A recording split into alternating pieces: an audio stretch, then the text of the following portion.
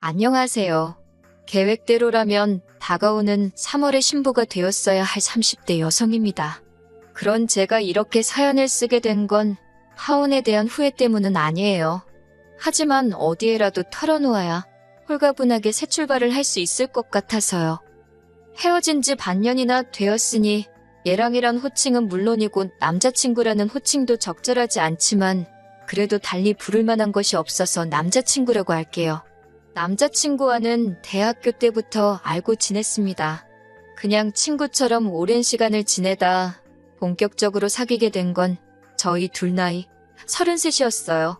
당시 저는 제과회사에 다니고 있었고 남자친구는 제약회사에 근무 중이었지요. 사는 곳도 가까워서 자주 만나서 고민 상담도 하고 사실 말이 잘 통해서 함께 있으면 시간 가는 줄 몰랐거든요. 그러다 서로가 서로에게 꽤나 의지를 하게 된 것 같아요. 본격적으로 사귄 지 1년쯤 지났을 무렵이었습니다. 남자친구가 말하길 부모님께서 남자친구랑 저랑 교제하는 사실을 알게 되셨다고 하더라고요. 저희 부모님도 제가 남자친구가 있다는 사실을 알고 계셨는데 저희 부모님은 둘이서 건전하게 즐겁게 만나라고만 하셨을 뿐 가타부타 별 말씀이 없으셨거든요. 그런데 남자친구는 자기 부모님이 알게 되셨다는 걸 꽤나 신경 쓰는 눈치였어요.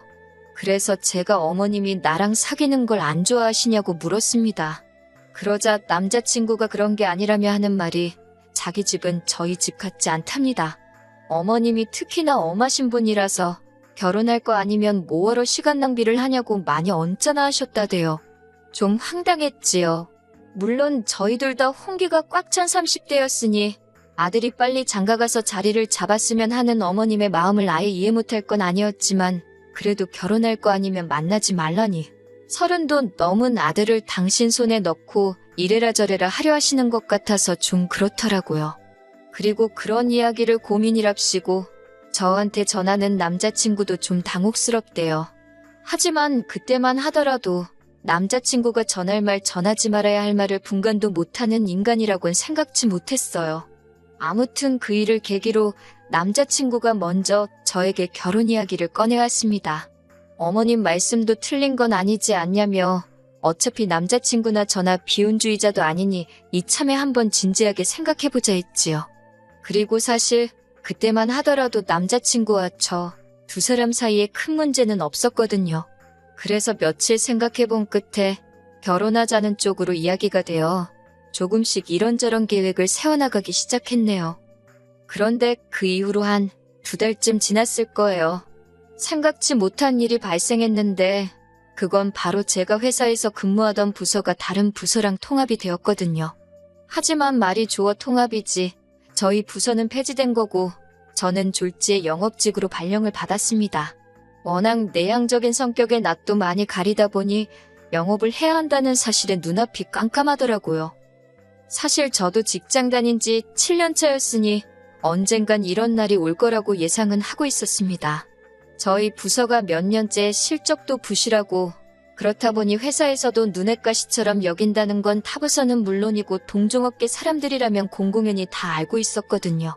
그래도 설마 예고도 없이 갑자기 이렇게 부서를 폐지할 거라고는 상상도 못했어요.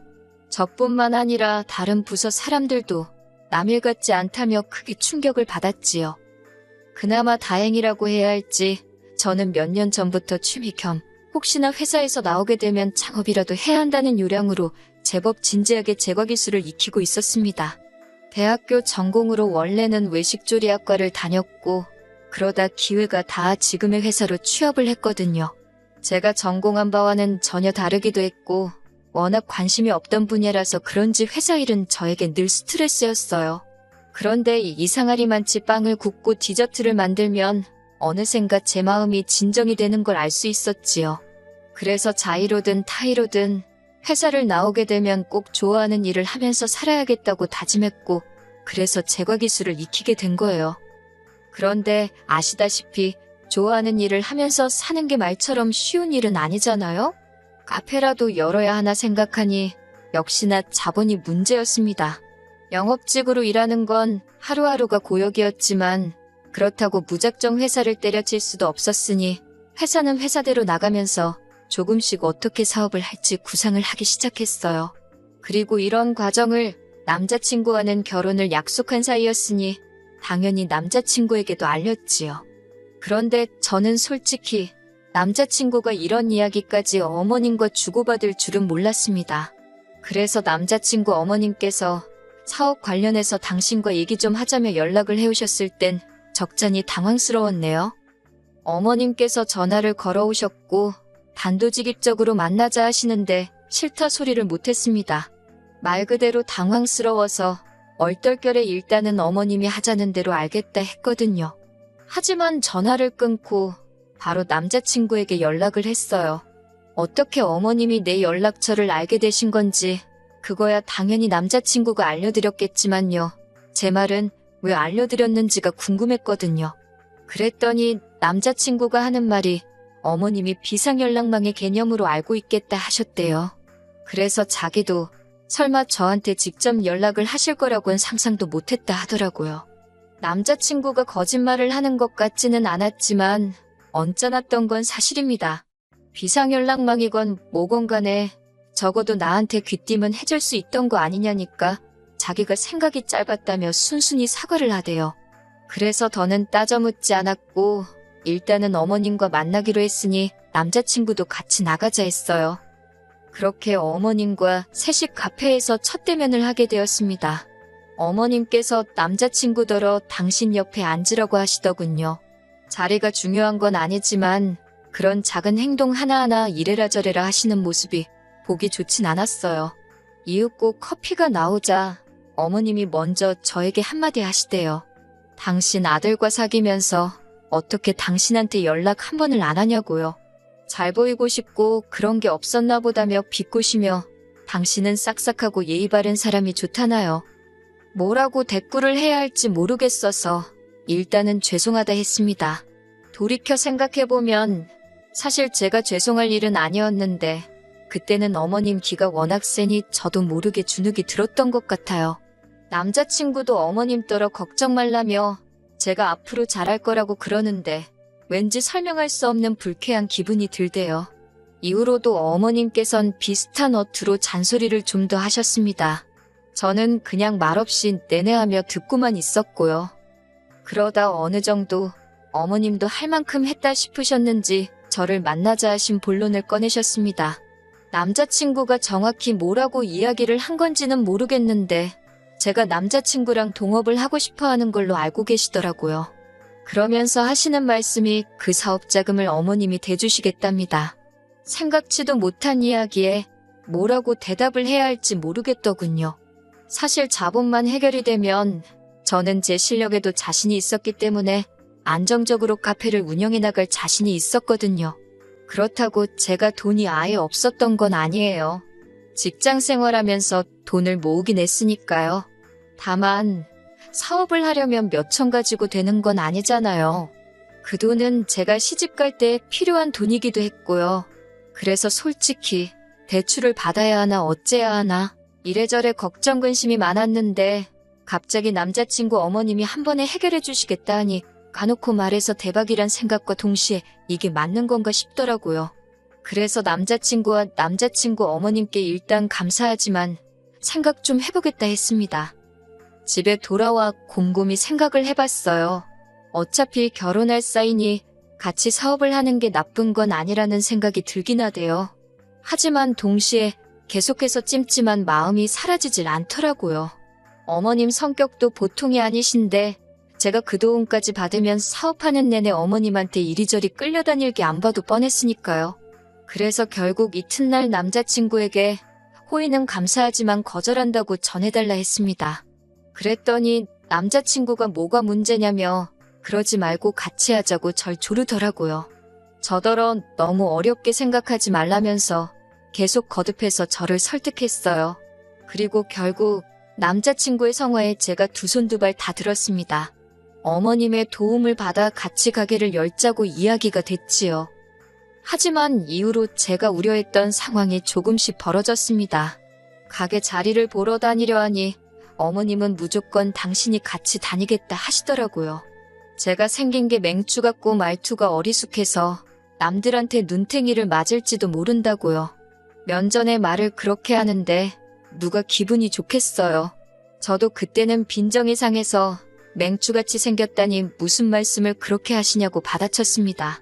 저희 어머니가 어머님 아들더러 멸치 같다고 하면 좋겠냐고요.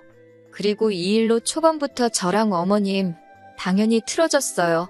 남자친구가 어머님하고 무슨 일이 있었냐며 어머님께서 남자친구더러 저하고 사업하지 말라고 돈 대주기 싫다고 하셨답니다. 저도 그 돈 필요 없다고 어머님이 나더러 맹추같이 생겼단다고 들었던 말 그대로 전했어요.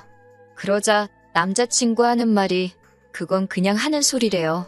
자기 어머니가 원래 순해 보이는 사람한텐 항상 맹추같이 생겼다고 한다나요? 그게 변명이냐고 남자친구랑도 대판 싸웠네요.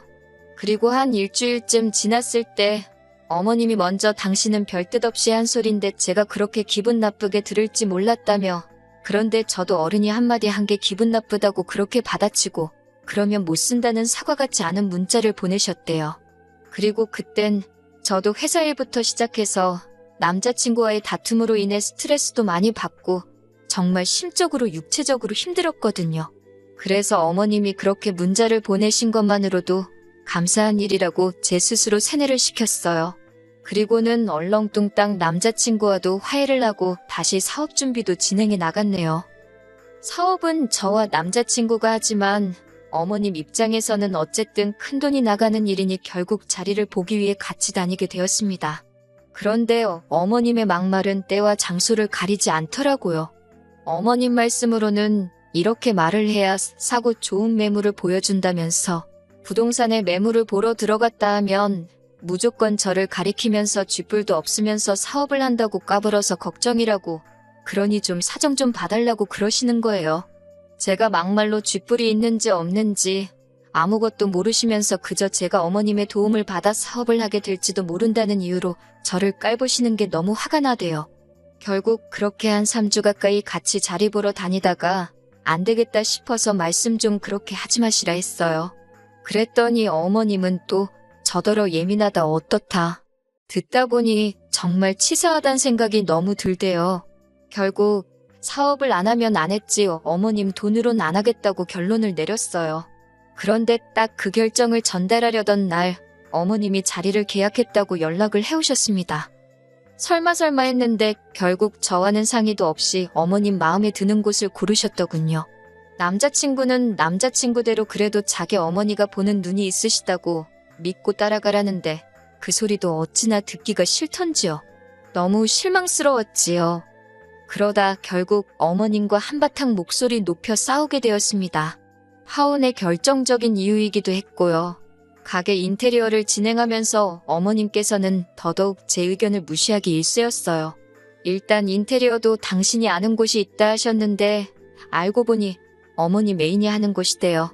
어머님 아버님이 별거 중이라고만 들었지 이혼을 하셨다거나 아버님이 돌아가셨다는 이야기는 들은 적이 없습니다.